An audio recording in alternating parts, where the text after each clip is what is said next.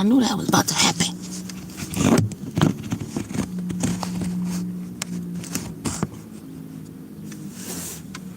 Just don't exit out. Oh no. Okay, I'm gonna leave it here. Hello, YouTube friends and family. How are you guys doing today?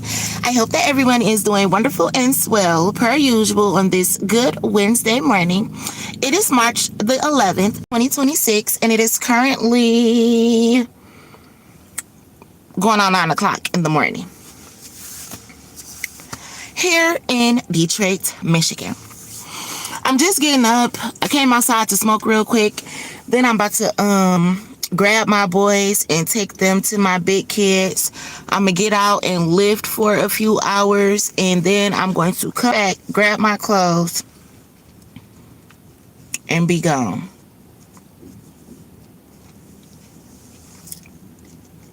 Or whatever. I feel really good other than my stomach is cramping. It's about to be that time of the month for me, so my stomach is cramping a little bit, but other than that, I feel really good or whatnot.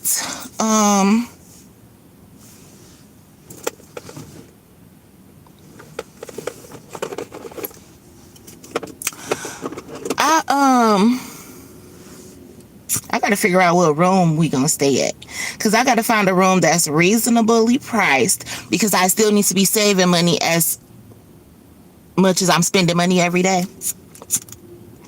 So I need to figure out which room we're going to stay at. I gotta think about all type of stuff as far as distance, getting back and forth to my other kids whenever they may need me. I need to get me a post office box. And I think I'm gonna get me a post office box out in the suburbs, and maybe that'll help with my mail being stolen. So I gotta get me a post office box, and I think that'll pretty much be it. I was trying to debate on if I needed to get me a storage room, but I only plan on taking enough stuff to fit in a tote. My clothes, Mari clothes, Mally clothes, I'm about to fold them up, fit everything in that tote. My laptop, they little game or whatever, and we leaving anything else.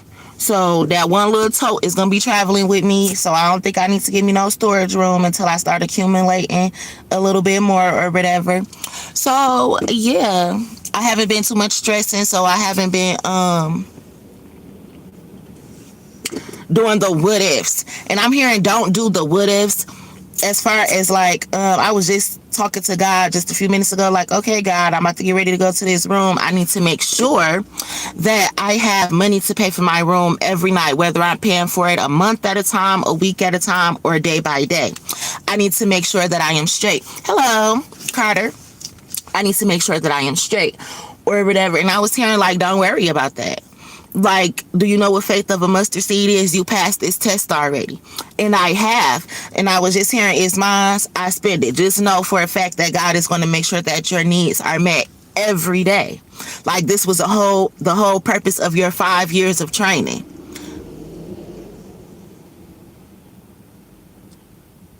This from Michael, it says, I'm sorry, but talking to God and smoking a blunt, yeah, I don't think you're going to make it to heaven. You mean the same God that made herbs? Yeah, I don't think you read your Bible. But it's okay. To each his own, bitch. I smoke and talk to God. I don't care how you do it. That ain't got shit to do with me. I was born in this world by myself. I'ma leave this bitch by myself.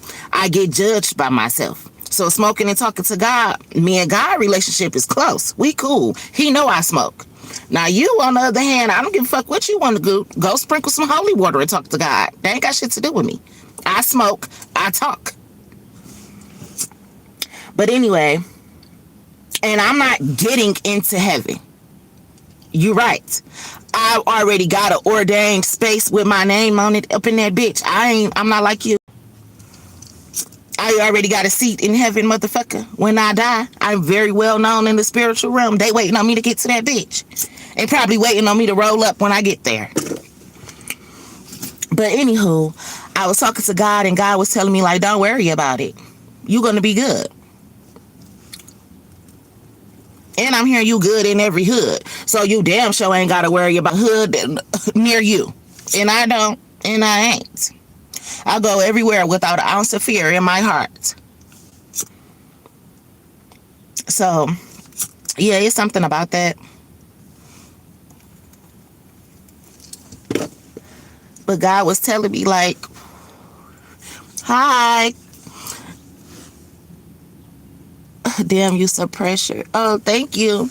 But yeah, God was telling me, like, it's going to be okay. And y'all know I don't really listen to the radio, but I had just went to the store to grab me a leaf real quick before I come and start getting my boys ready and getting ready to leave and stuff like that. And the split second that I had listened to the radio, they were saying, like, guys or ladies, are you still teaching your daughters to find a man to take care of them? And I don't know how people are raised or what they teach their kids, but I was never taught to find a man to take care of me. But I was taught, like, men should have certain qualities about them. Like, because I'm an individual, just like I said, I was born in this world by myself, I'm gonna die by myself. So I can't put pressure on no man to take care of me, whether I'm his woman or not. I'm still an individual and I still have to take care of myself. But I would appreciate a man there for me, like, if I fell short. Or, like, I don't expect a man to come into my life like, oh, well, she got kids, it's my responsibility to take care of her kids. No, it's not. Especially if you're not my baby daddy. But if you come into my life and you want to fuck with me and you want to take on some responsibility or you want to do stuff for my kids, then I appreciate that. But it's not your obligation, and I understand that. And I was saying that to say, I don't think that people go around teaching their daughters, because I have 2 daughters and they're 18 and 15. And I don't go around teaching my daughters, y'all better find a man to take care of y'all. But I am teaching them, like, y'all need to find a man who's going to have y'all back, not a man who's going to leave y'all when times get rough, or a man who's trying to find a woman to take care of him.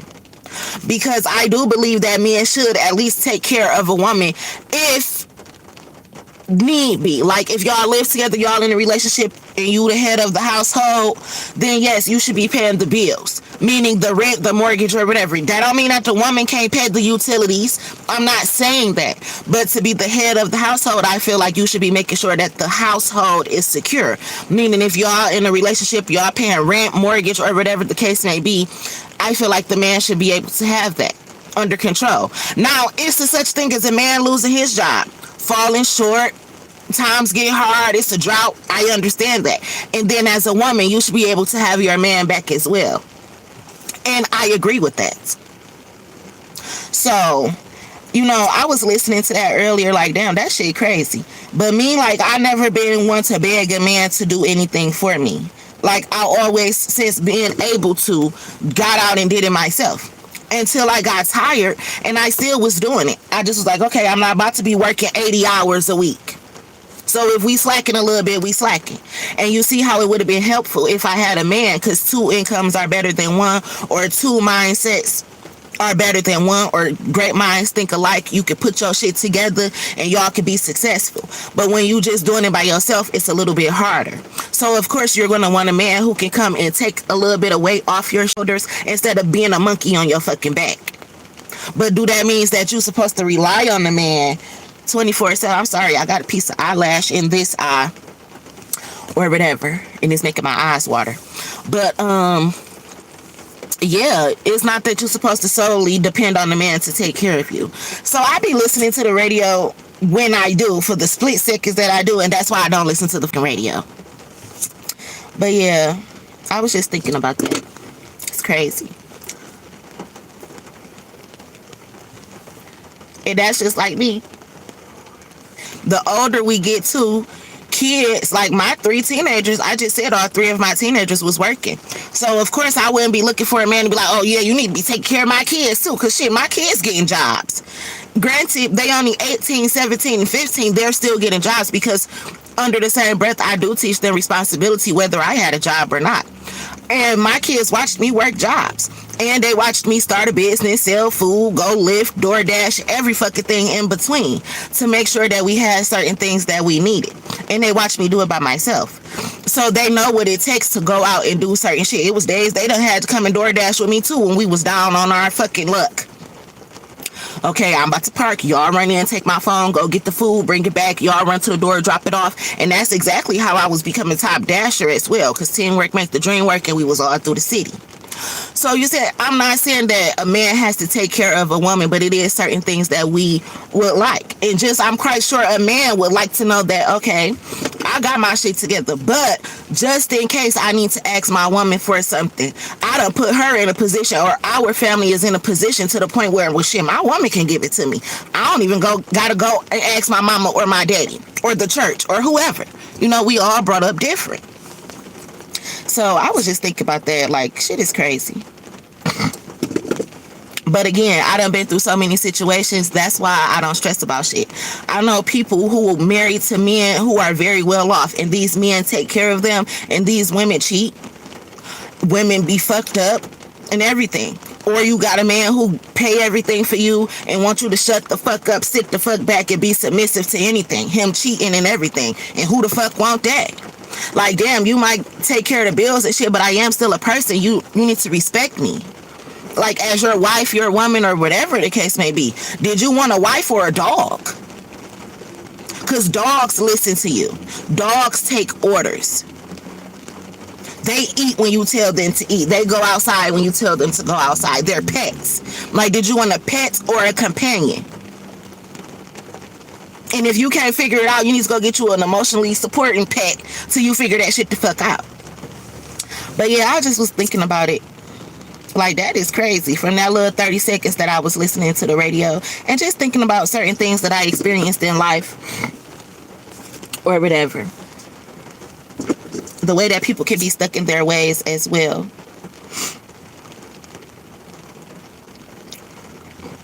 Now, that shouldn't have been the question, though. The question should have been, not do your parents teach you to look for a man to take care of you, but y'all need to be talking about all these parents that teach their kids how to seduce a man for money.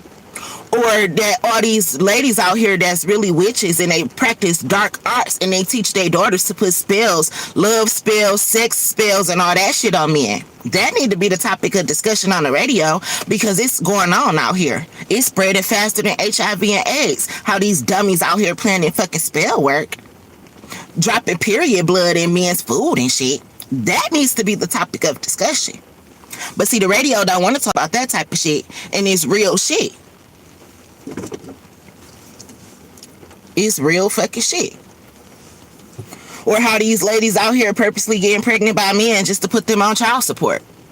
Or how men purposely trapping babies because they know they got an inheritance coming. I mean, men trapping women because they know they got inheritance and money coming and shit. Oh, I done seen that.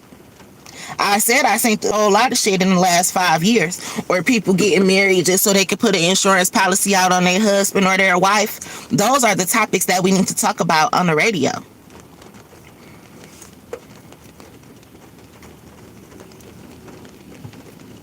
And speaking of men taking care of women, a lot of these men don't know what kind of woman to take care of. They out here taking care of women who, a lot of men like to feel needed. They don't even know what it's like to date an independent woman.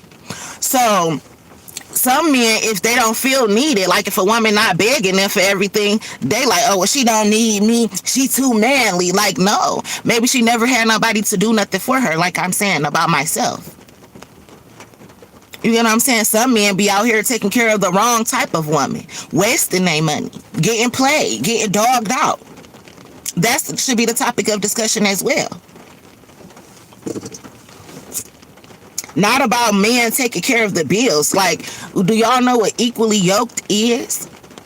In some relationships, the man is the breadwinner. So why would he not be taking care of the bills? Some relationships, the woman is the breadwinner. So who is you to say that her husband can't be the stay-at-home dad? You don't know what's going on in nobody's household. I used to have this client. He lived in a real nice house out in Troy. And he was a quad. I think he was a quad or a paraplegic. He was fixing the roof of his house. Again, they had a really, really nice house out in Troy in the suburbs. And he fell off the roof of his house. And that's how he became paralyzed. That's how he became my client. And he was kind of young. He was only like in his 40s or whatever. And he had a beautiful wife. And they had like a teenage son or whatnot. And I was going to pick him up from, I was going to work one day at his house. And I had seen his wife. Or whatever. And I was like, hey, when it clocked in, I'm like, hey, I just seen your wife at the flower shop. And he was like, oh, she's probably coming from one of her men house or something like that. And I was like, why would you say she was coming from one of her men house or something? He was like, because I have a beautiful wife and we're only 40 and I fell off the roof fixing our house and I know that she's still young and just because I can't have sex anymore doesn't mean that I don't want her to enjoy her life and go out and have sex. And I was thinking to myself, and around this time, I was only about 25 or 26 years old when he was my client. And I was thinking to myself, I'm like, damn, that's fucked up. It's really nice of him to take into consideration that his wife may still have sexual urges and things like that. But as a husband, knowing that your wife could be stepping out because you can no longer please her sexually, it has to make him feel some type of way as a man. Like, bitch, it's all type of dildos out, rolls, toys, your fingers. But he was literally saying, like, I'm okay with my wife going out to have sex because I can no longer have sex. And I just was like, wow, that's crazy. But he really loved his wife. So instead of getting a divorce, he'd rather stay married knowing that she goes out and cheat because he's now paralyzed. That's the type of love for somebody right there. But it's people out here who don't even got them type of situations and they out here just fucking around on their husbands. And I go to say that to say he was very well off. He had some type of position in AAA, but it wasn't like roadside or insurance. He was like one of the higher ups at the AAA company or whatever. He made decent money. But he said that his wife also was an accountant for some type of law firm or something, so she made decent money as well. And he was like, well, we both made good money and everything. Our life was perfect, but I became paralyzed, so I allowed her to go out and sleep with other people. And I just was like, wow, that got to be some type of love to have for somebody. But you never know what's going on in people's households, especially being on the outside looking in or not knowing what's going on with people's finances and things like that.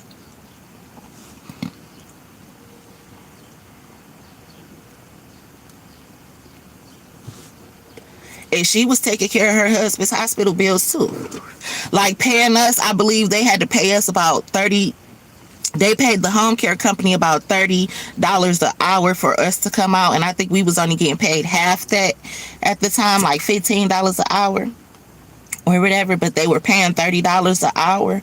So he was paying for it and his wife was picking up what he couldn't afford. But she was still caring for her husband after he became paralyzed. And he still loved his wife. So he allowed her to go out and have sex with other people if she wanted to. He was understanding. And that's crazy. But it's love. And it's different strokes for different folks. Because another man probably be like, well, bitch, if you want to go out fucking another nigga, we could get a divorce. I don't care if I'm paralyzed. You are my wife. I don't want my wife out here having sexual relationships with another man. Granted, she come home every night or not. Because sex involves feelings. You're going to fall in love with somebody else. Like, women are not like men. And men be talking all that rah-rah shit too. Talk about, oh, I'm just about to fuck a bitch, this, that, and the other. And they be the first ones catching some fucking feelings. Sitting outside your house, stalking you and shit. So, nah. I done seen and learned a lot throughout life. And not all from personal experience. Like, I'm talking about somebody else's life right now. I used to work for these people. And when you start working for people and you working for them for months and shit, they start bonding with you like family and shit. So that's why he was telling me this business. And obviously he wanted to talk about it. He probably just felt comfortable enough to talk to me about it. You commented on my short video. He's about, dude is a simp. He needs to divorce her. You know, I wouldn't even call him a simp, but I would feel different as well. Like I'm saying, you know, he was just paralyzed, and we never know. He could probably not have family like me. So his wife was his support system as well, and she had the option to leave also. She didn't want to leave either. So I don't know, but that's what I'm saying. It's different strokes for different folks, because most men like you gonna be like, bitch, you better get your shit and get the fuck out. They would have been talking about alimony and everything. It's different strokes for different folks, though.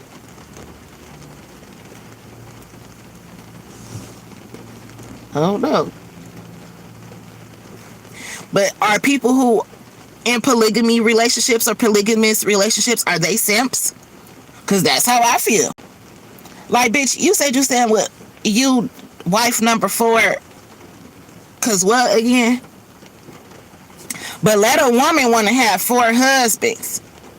It is a problem. Granted, it's women out here who are in polygamous relationships where they are the only woman and they have multiple men. I ain't saying that. I don't agree with that either. But it's a lot of people who do. Oh, she make good money. Shit, I gotta do the bare minimum, and she don't want to have no kids. I'm living off of her, and that works for some people. I knew this one lady, and she only thing she wanted a man to do was cook, because she didn't cook. So she was paying all the bills and everything, just as long as he gave her good dick and good food. And that's how some men is. Oh, I just need in-house pussy and good food. It's different strokes for different folks.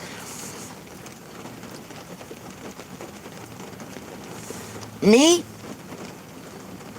I want more than some good dick. I just said it's all type of shit out here. Dildos, rose toys, you fucking fingers. God gave you fingers. You know, you could jack off or you could finger yourself. If you a man or a woman, you pick which one you do. So you get what I'm saying? It's like there's ways to please yourself and you can have an orgasm. You don't need the opposite sex for that. It's called masturbation. However, it's good to have the opposite sex because sex feel way better than masturbation. I mean, when you got that good person to have sex with, because sometimes they don't. When you fucking with somebody who you don't need to be fucking, or they don't have good sex, masturbation is the best answer. It ain't wasting nobody's time. Bad sex wastes time. Put you in a bad mood and everything. You can never go wrong with masturbating. People be talking about every time I masturbate, I feel like God was watching me. Yeah, well, so fucking what? Because God was watching you fuck that nigga who was going to fuck your life up too. Or the bitch. So a little masturbation, God ain't that surprised.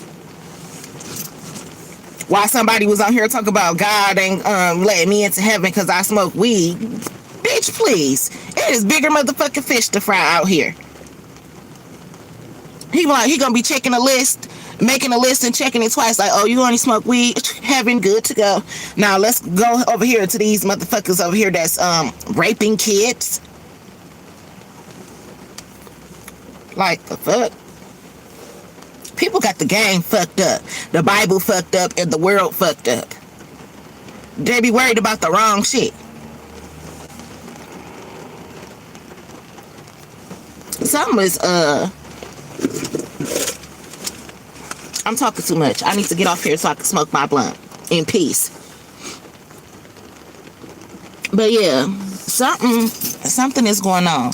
But something good is about to happen in the lives of many. It's just like we had to get this shit together. And I was lifting the other day. I had only lifted for about 2 hours. Or whatever, because I had a late start to my day. And I didn't really want to be lifting while it was dark and in the middle of the night. I'm still waiting on my eyeglass appointment next week too. And I'll probably lift at nighttime once I get my glasses. I can see, but I just rather not lift in the dark without them. But I had this guy get into my car, and he was a very intelligent guy. And he was younger than me too, because we were talking, and he was telling me that he had just turned 33, and I was telling him was about to turn 36. And we were talking about relationships and things like that, and he was very, very good with expressing himself and communicating. And I told him that, I'm like, you're real good with expressing yourself and communicating to be a man. And he was like, thank you, I take pride in that, because I've learned throughout life, throughout the different things that I've been through, that it's very important for men to communicate, especially with women.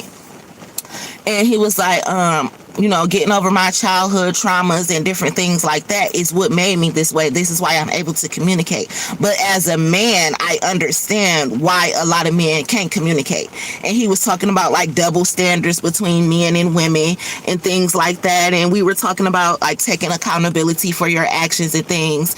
And, it was a real cool conversation or whatnot.